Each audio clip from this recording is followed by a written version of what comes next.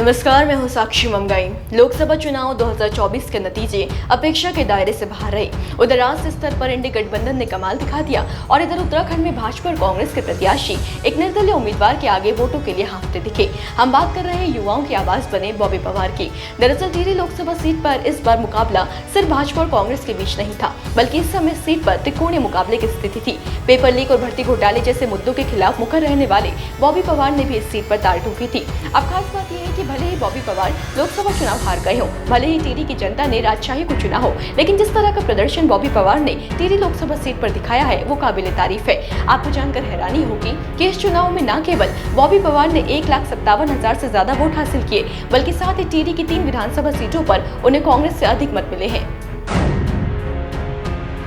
जी हां, बॉबी पवार के पास ना तो भाजपा और कांग्रेस की तरह संसाधन था और ना ही संगठन। वे युवाओं के बीच धाक बनाने में कामयाब हुए तो सिर्फ और सिर्फ उस लड़ाई के बलबूते जो उन्होंने भर्ती घोटालों के खिलाफ छेड़ी थी।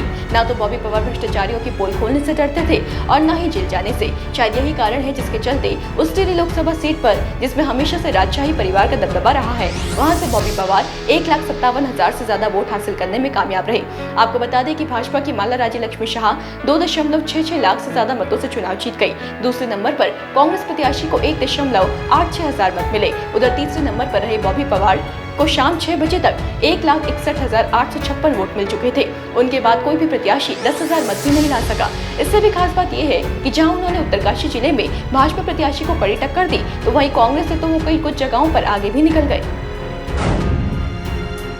जानकारी के मुताबिक बॉबी पवार ने मतगणना शुरू होते ही बढ़त बना ली थी। दोपहर तक जो रुझान सामने आए थे, उनमें निर्दलीय बॉबी पवार उत्तरकाशी के पुरोला, यमुनोत्री और गंगोत्री विधानसभा में भाजपा और कांग्रेस से आगे चल रहे थे। हालांकि शाम होते होते गंगोत्री सीट पर भाजपा प्रत्याशी को बढ़त मिल गई थी, फिर भी उत्तरकाशी में वो दोनों पार्टियों से कहीं ज्यादा आगे रहे। अगर ओवरऑल देखें तो लोकसभा चुनाव में उत्तरकाशी में भाजपा प्रत्याशी को 48,502 वोट ही मिले हैं। कांग्रेस के खाते में भी सिर्फ 10,846 मत ही आए। वहीं बॉबी पवार की बात करें तो बॉबी पवार ने उत्तरकाशी में रिकॉर्ड 65,960 वोट हासिल किए हैं। यह अपने आप में बड़ी उपलब्धि रही। टिहरी में भी बॉबी पवार को पूरा जादू चला। टिहरी के 4 में से 3 विधानसभा क्षेत्रों यानी घनसाली, टिहरी और धनौल्टी में निर्दलीय बॉबी पवार ने कांग्रेस के जोत सिंह गुनसोला से अधिक वोट पाकर सबको चौंका दिया।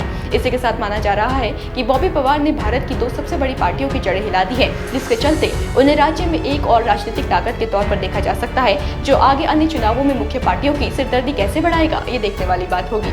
अगर जो भी आपके लिए लेकर आएंगे बने रहे देवभूमि इनसाइडर के साथ। डाउनलोड करें देवभूमि इनसाइडर।